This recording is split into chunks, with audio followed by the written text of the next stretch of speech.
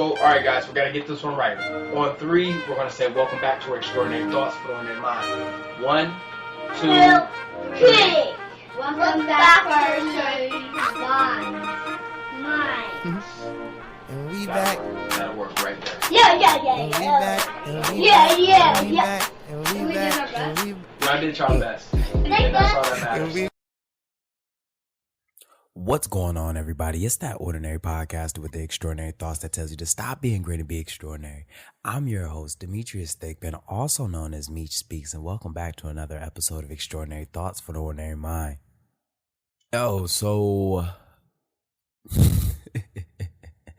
So next week next week is actually the podcast's birthday. And if you've been a real podcast listener, you know exactly what day it is. But next week is the podcast birthday. I'm super excited. Man, dude, 2 years of podcasting, it's really coming up. Like, damn, it really came up. But anyway, let's not worry about that right now. So last week I had reached out and I had said, like, yo, what's some things y'all want to hear on the episode? Like, what are some things that y'all want to hear me talk about? Like, what's some things that I could put on the podcast, et cetera, et cetera. And plethora of topics. So I look forward to doing each topic, but this one right here, this one kind of stood out a little bit different. And it stood out in a couple of reasons. One, it hit home.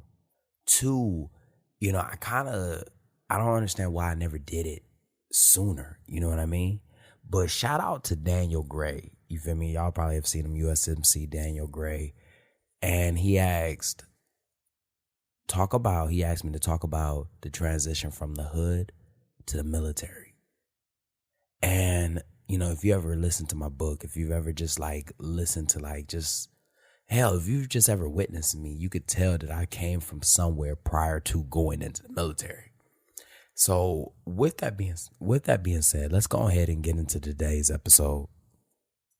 So with this episode, I decided to not script it. And when I say script, I don't want y'all to think that every episode is scripted to an extent that I'm reading off of a panel or some shit like that. But I always have bullet points to make sure I know exactly what I'm talking about and I'm hitting certain topics. But this time around, as I talk about, because this is actually very personal for me. It is very personal.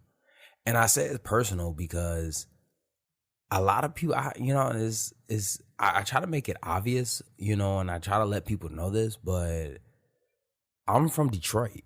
You feel me? I'm from the murder capital. I'm from, Motown. I'm from D-Town. I'm from whatever the fuck y'all call it. I'm from Detroit, and I'm actually from 8 Mile. You feel me? And I decided if I was going to talk about the transition from the hood to the military to just speak freely in this whole episode. You feel me? I really decided to just speak freely. And the reason why is because that transition, if I didn't make that transition, I was going to get kicked out of the military. For real. If I did not make the transition, I was already getting administratively separated. But before I talk about that, let's go ahead. Let's just give a little backstory to it. So for those who don't know, I'm from Detroit, born and raised on the east side, 8 Mile to be exact.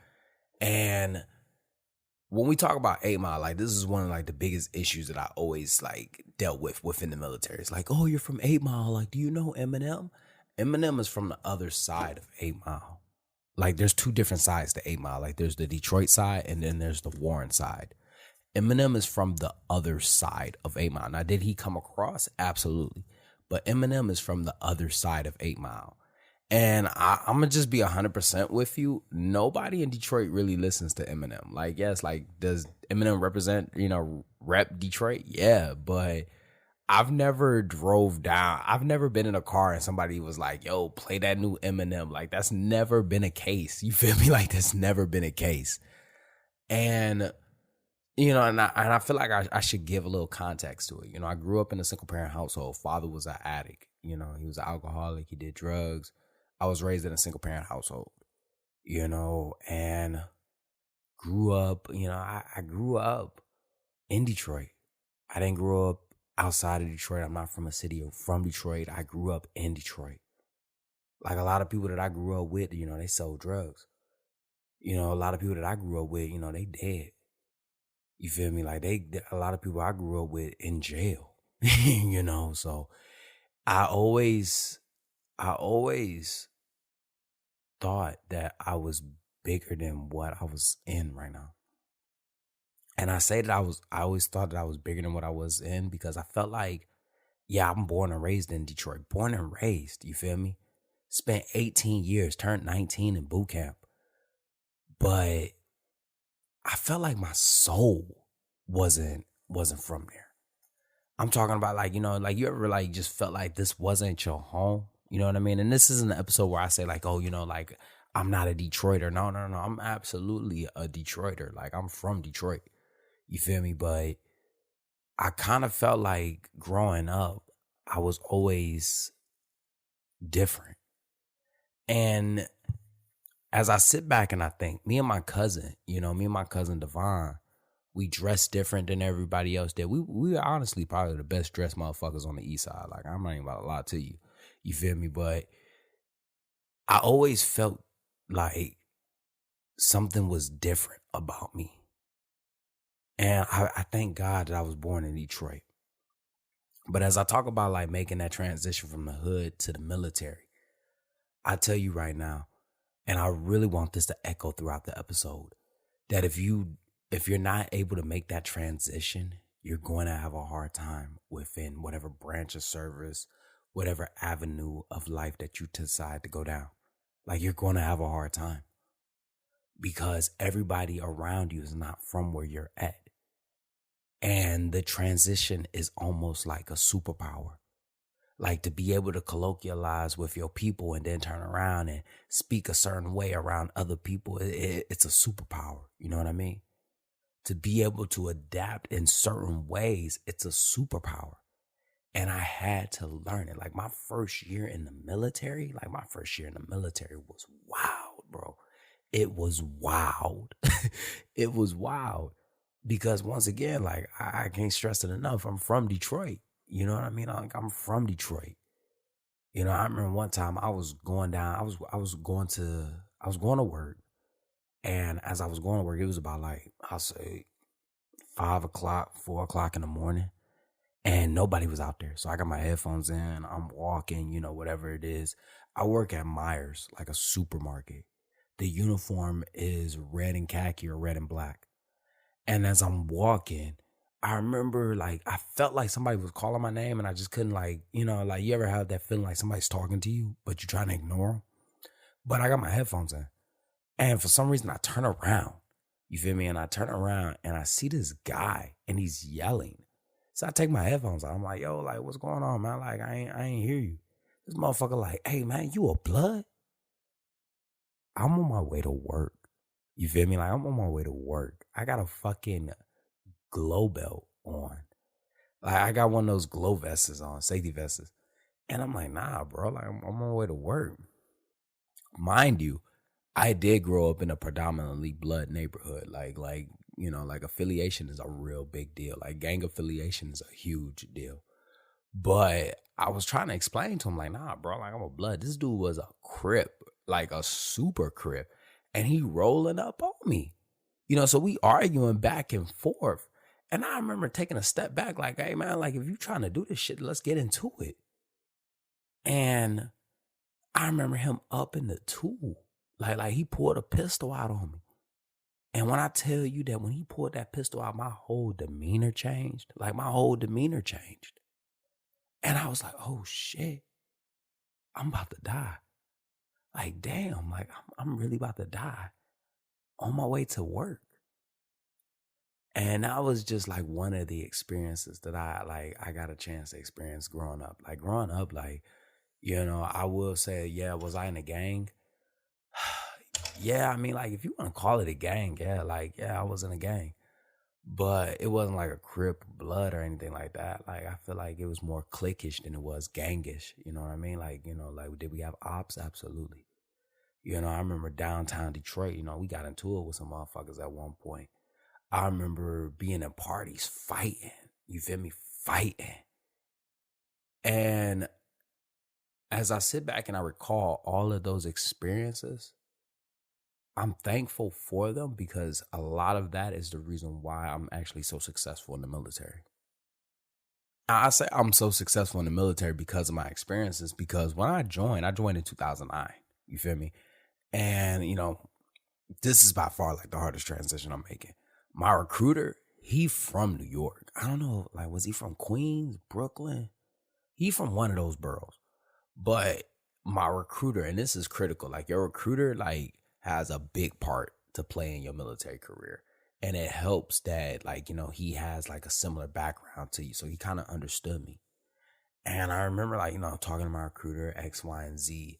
And, he like, you better not crack in boot camp. I'm like, I'm not going to crack. Like, you see where I'm coming from? And to give a little bit background of Detroit at that time, my city had filed for bankruptcy. My mayor was going to jail.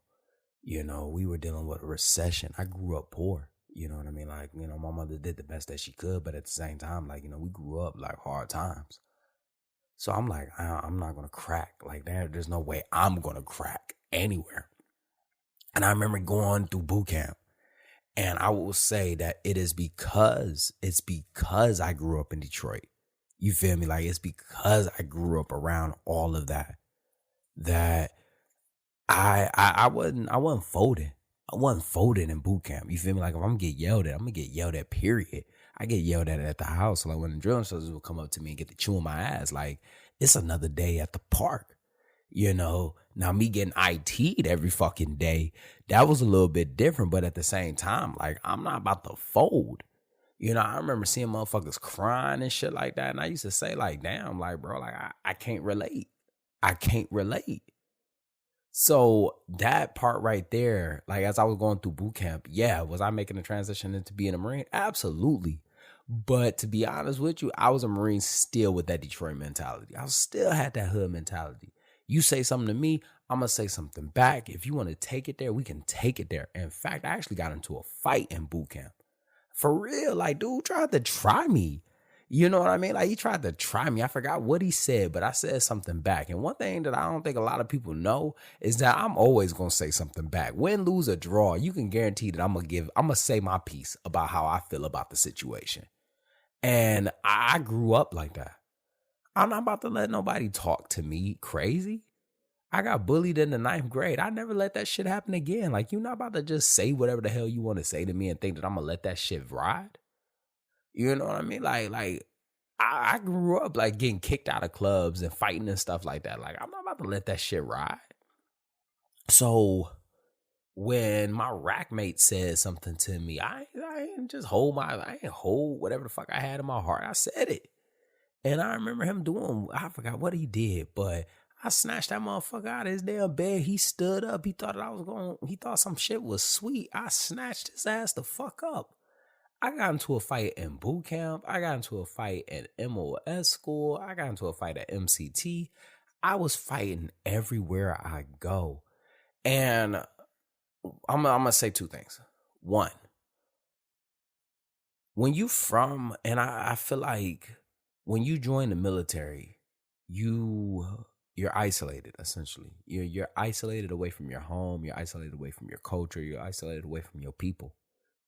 So naturally, you're going to gravitate to whoever is similar to where you grew up in. You're going to gravitate to something familiar. So when I joined, by the time I got to like MOS school, like, I linked up with the people that were from the hood. The ones that were from New York, the ones that were from Atlanta, the ones that were from, they were from the ghetto, because I felt more natural with them. But at the same time, and I feel like this is a double-edged sword, like, although, like, we linked up and, we got that unity, at the same time, we still young. We still got that exact same type of mentality. We still proving ourselves.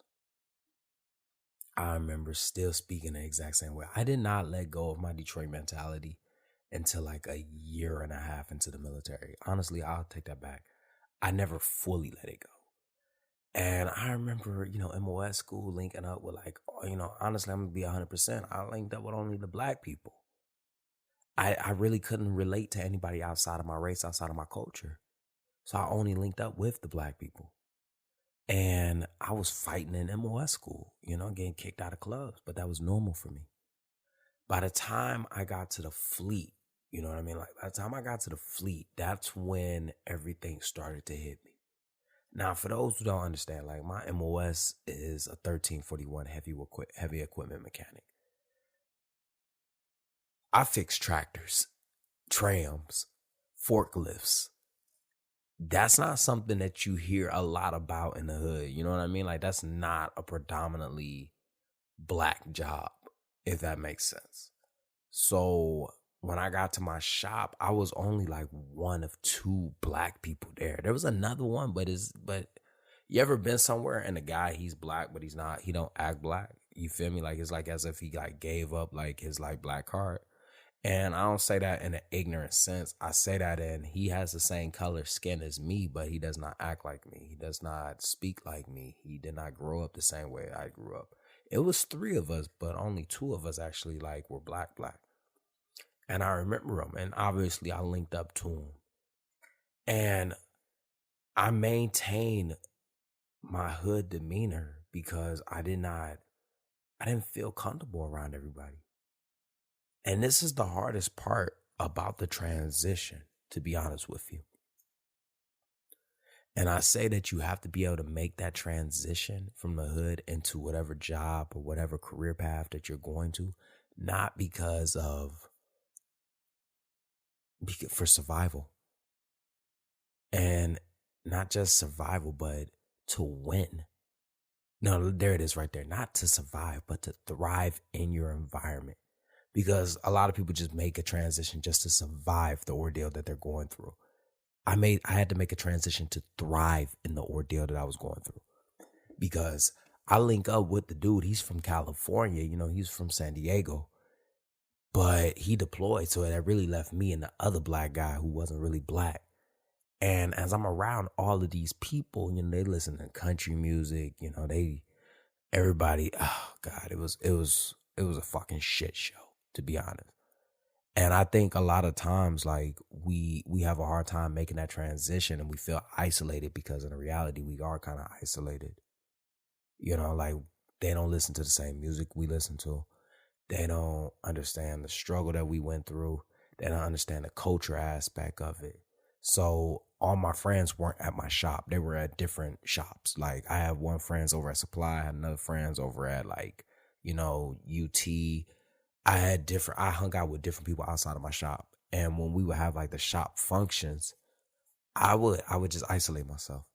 I would try to talk to people back at home, but this is another reason why I talk about like, you got to be able to make that transition.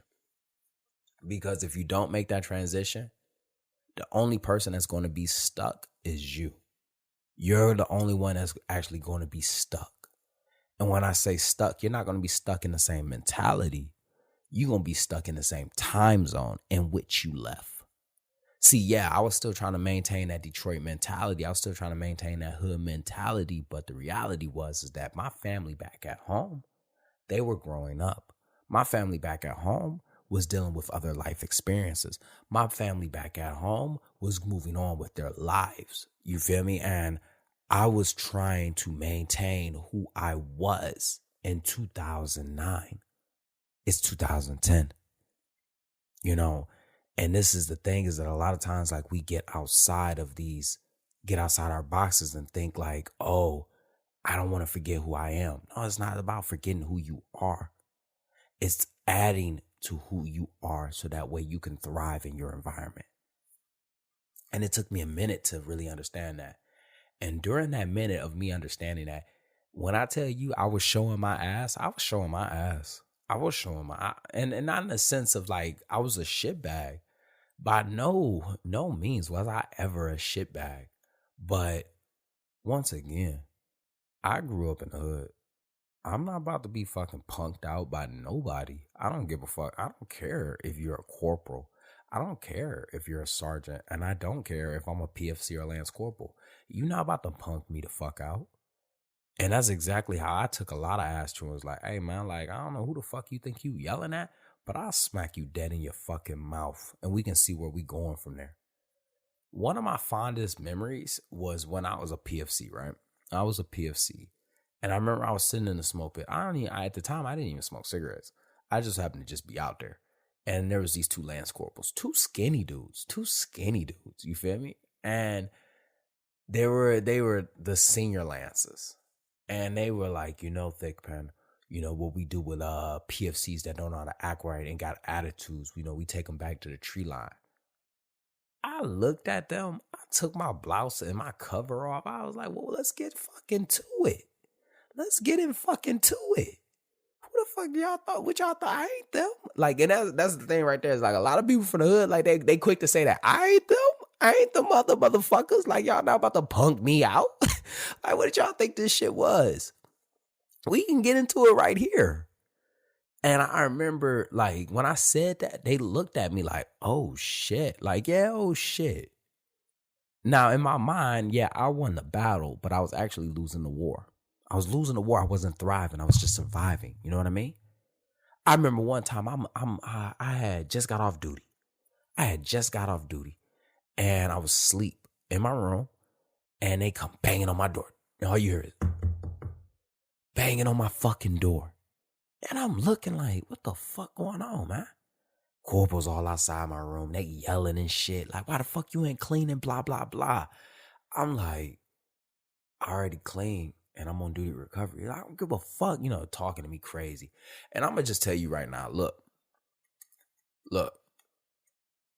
to whoever this may be, if you can't fight, don't talk like you can. You feel me? Like, if you can't fight, don't talk like you can. If you're not about that life, if you're not about that action, like, don't pretend like you can. You banging on my fucking door, yelling at me, talking to me like I'm some type of bitch is not gonna sit well with me. I'm shooting fucking dice in the barracks. Like that ass. Like I'm shooting dice in the fucking barracks. Okay, like I am not your average fucking PFC. So he yelling and stuff like that, and he said, "You keep talking like that, Thick Pen, I'm gonna take my blouse off." I said, "Take your blouse off and get your ass whooped." He a corporal. I'm a Lance Corporal. The fact that I hadn't been kicked out sooner blows my mind. Like, it blows my mind that I had not been NJP'd or kicked out because of my antics when I was a Dream Ring. And I remember when I said that, everybody looked at me. And was like, oh my God, did he just say that? And I was looking at them like, yeah, the fuck I did. And I bring all of these up because I was not able to make that transition. Not alone. I was not. Mentoring and leading is so important because based off of how you are able to mentor a Marine, based off of how you are able to lead somebody, is not just going to determine the success of the mission. It's going to determine the outcome of the person. And if I did not have good mentors, if I did not have good leaders, oh man, I would have been administratively separated because I'm not listening to shit. I'm not even picking fights. I'm standing my fucking ground. You feel me? And I remember one of my greatest mentors, and I'm going to reach out to him soon, is Sergeant Conziella. And the funny thing about it, Sergeant Conziella is Italian from fucking Wisconsin. It don't get no whiter than the cheese that they was fucking growing out there. But for some reason, Sergeant K kind of spoke my language. He knew. Grew up single parent. He knew. Conziella kind of reminded me of Mark Wahlberg. Like, I never told him that, but he always gave me like the vibe of like Marky Mark and the Beastie Boys. Like, was it Beastie Boys? Marky, I don't know. But he always gave me the vibe of like Marky Mark. And I remember coming up to him, talking to him, and I felt like nobody understood me. But when I talked to him, he did. He understood my antics with women. He understood my antics with like the other Marines. And he started talking to me. And he started talking to me in the sense of, you're not going to survive here long. You're not going to make it long. Like if you continue to act like the way that you act, and I ain't trying to tell you to change, but I'm just telling you what I see. Sergeant Lance Corporal. Also add the fact that K was not in my MOS. K was actually, he worked in the other shop. He just so happened to be, we were in the same platoon. And K would look over at me and he'd be like, yo, like, you need to chill out. You need to just like, you need to learn how to take orders. And a lot of times, like, when you growing up, like we grow up with this strong demeanor. Like, I'm not about to just let somebody talk to me however they want to talk to me. I'm not about to just take this type of bullshit. But if you don't understand the culture and the structure of the environment that you're in, organization that you're in, you're going to fuck it up. And this is the thing is that, like, you always hear the saying, like, you got to play the game. Play the game until you know how to win it. I wasn't playing the game. I was doing everything but playing the game. And K taught me how to play the game. Another good mentor that I had was, at the time, he was Corporal Duran. He Gunnery Sergeant Duran now. Me and Duran get into it a lot, but Duran and me as a leader and subordinate, I looked up to him. And because of K and Duran, one, they gave me an example of what leadership looked like. You feel me? And the reason, and this is the thing, is like, if you got a Marine that's coming from like the hood, you can't be a soft ass leader. He ain't from a soft ass place. You know what I mean? And a lot of you motherfuckers, and I say that because a lot of you motherfuckers listening don't understand how to connect to the ones that come from different environments because of the fact that you soft. You feel me? Like, you fake. You feel me? And they pick up on that. Your junior Marines pick up on that. Your subordinates pick up on that. They know that you not about the action that you talking about. You walking in there telling them, hey, you better fucking do this. Like, first the fuck off. Who the fuck you think you talking to? And you pausing. You feel me? Like, you pausing. You trying to get up in everybody's face, but you think they about to cower down. They looking at you like, well, let's get in fucking to it. Let's get in fucking to it. So I really want to go on record and just say that right now. A lot of y'all can't make the transition and help the Marines that come from the hood because y'all have never been in an adverse situation like that. You never been in that environment. You never had to grow up in that environment. You don't even know the nonverbal cues. Yet you over here trying to fake the funk and think that your rank, you know what I mean? You think your rank is going to save you. That's not the case. And that did not work with me. And it does not work with a lot of people. But K and Duran were about that shit. They were about that shit. There was nobody punking K or Duran out. In fact, I actually seen Duran walk up on a motherfucker one time and said, like, hey man, like, if you trying to do this shit, we can do it right here. I don't care who the fuck here.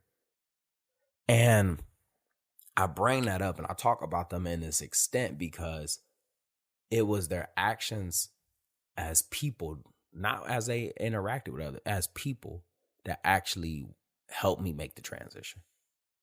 K and Duran were not from the hood, period. They were not. But they had that same, how do you say? They had that same like demeanor almost. You know what I mean? They had like this assurance about themselves. They were tough about themselves. They let me know that I could be tough, but at the same time, I could still execute on the mission. Duran was the reason why I even became a martial arts instructor. You feel me? Like, it was because of people like that. So as I started to make that transition, that's when I started to be able to evolve. And I bring that part up because Kay let me know, like, he was like, yo, like, we're thinking about administratively separating you. I actually had to talk to him about this. And for those who grew up in the hood, like, you know better than me, like, we come from probably like environments where our parents used to get in our asses, like getting our asses. And Kay spoke that language for me. Kay would come up to me sometimes and he'd be like, hey, and he'd snatch me up. Kay used to snatch me the fuck up. And some of y'all are too soft for that type of fucking leadership. And I don't know who needs to hear this, but some of y'all got some fucking leaders that could actually lead y'all, but y'all too fucking soft to fucking take it. You know what I mean? And Kay used to snatch me the fuck up. Like, I forget where I was at. And I remember one time K came out of nowhere, grabbed me by the fucking collar and pulled me off to the side. And he's like, why the fuck am I hearing that you doing this shit? Now, tell me that don't sound familiar.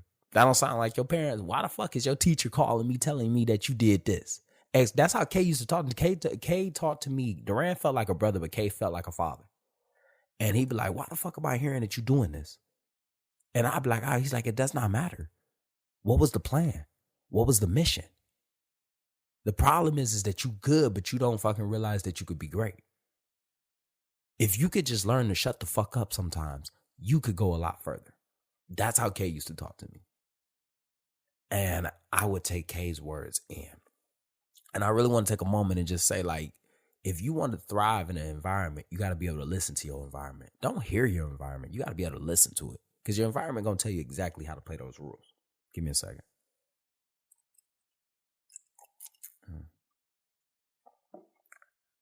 Another reason why the transition was so hard for me was because I miss my family. I miss my friends, you know? And I felt like the further I got away from them, the more I felt like I had to act like I was still from Detroit. My first duty station was California. And you remember how I mentioned earlier that I felt like my soul just didn't belong there. When I got to Cali, it felt like I was at peace.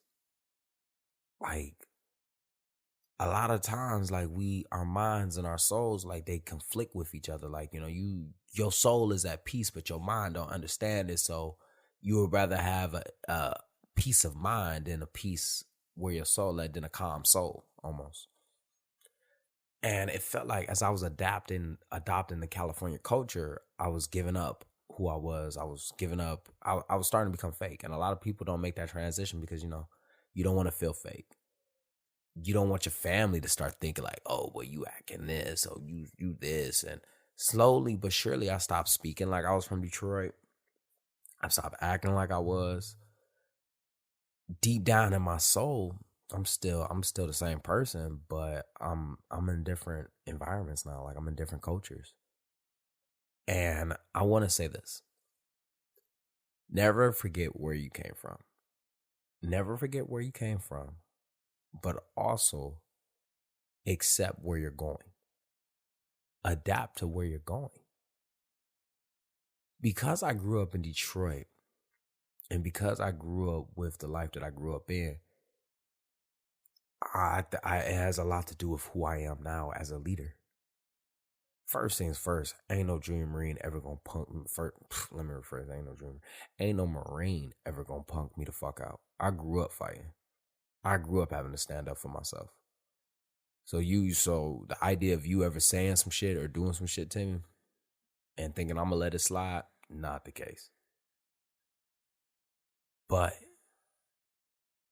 because I was able to make the transition, and when I say make the transition, because I was able to thrive in my environment, not survive in my environment, I'm able to reach other Marines. A lot of times, like, we want to hold on to who we used to be, or we want to hold on to our environment so much that we close the door on so many opportunities because we don't know the language. We don't know it. We listening to a different tune, and this is the wrong music. So because you have to be, you have to be able to make that transition, because you're going to come across Marines, you're going to come across subordinates that are from different walks of life than you. The same way that K was able to cross that bridge to reach me, I had to be able to cross that bridge to reach other Marines that come from different cultures, that come from different lifestyles, that come from different backgrounds. I had to be able to do that. And a lot of times, like, you see leaders that they cannot make that transition. They cannot transition from who they used to be to who they are now. They cannot transition from their background to where they're at right now. Does that mean that I'm any less hood than who I used to be? I'll say that 19-year-old me compared to 30-year-old me is more experienced. He's more mature, but I'm secure in my identity. The little girlfriends I used to date back in Detroit, like, I don't know where the fuck they are at. I learned to experience different cultures, and I also learned to love different cultures. And because I was able to blend those cultures into my lifestyle and into who I am, I also gave a different view on life. But I think more importantly, the hardest part about making the transition from the hood to the military to a more professional environment is not giving up. A lot of times we can't make that transition because we feel like we're losing ourselves. You're acting this, you're doing this, you dress like this. You know how many times I come back home and people in Detroit look at me like, oh, we don't wear that around here. Well, bitch, I ain't from around here no more. I'm a tourist. You're going to rediscover yourself. And I have to say that. I have to say this. You need to be comfortable with rediscovering yourself. Who you are when you first join compared to who you're going to be at the end of your enlistment are two different fucking people. Hell, the person who you are January 1st and the person who you are January 31st are two different fucking people. But you have to be okay. Let me rephrase that. You have to give yourself permission to rediscover who you are. I joined when I was 19. I spent the next 4 years just redefining who I was, learning who I was. The same way that somebody might go off to college and learn who they are, rediscover themselves, or X, Y, and Z. That's how it is. And you have to give yourself permission to do that. And you also got to be okay with like standing by that. Like when you go home on leave and stuff like that, yeah, you going home, you visiting family and stuff like that. Yeah, it's not giving up your identity. You're not giving up who you are. But you also got to just stand by. Like, because a lot of times, like, we go home and as soon as somebody say you acting different, you revert back to who you used to be. But the person who you used to be does not know how to play the game that you're currently in. They don't know how to thrive in the environment that you're currently in. They only know how to survive. So you got to give yourself permission to rediscover who you are. Making the transition from the hood to who I am right now, man, I love it. I fucking love it. I'm a fucking vibe. And just like that, another extraordinary thought left this ordinary mind. I hope you enjoyed this episode half as much as I enjoyed making it. Stay tuned Mondays and Fridays. Don't forget to follow me on Instagram at Meech Speaks. Once again, that's Meech Speaks. Meech is spelled Meech. Don't forget to share this podcast, subscribe to this podcast, follow this podcast, pass this podcast to somebody, because this podcast was dedicated to helping everyone become a better version of themselves. Even though I don't know what that type of version is, I just know that you can be better. Lastly, don't forget to grab your copy of The Extraordinary Thought from the Ordinary Mind, available on Amazon, Barnes & Nobles. I think there's an electrical copy. You know what it is. Stay hungry, stay motivated. I'm out.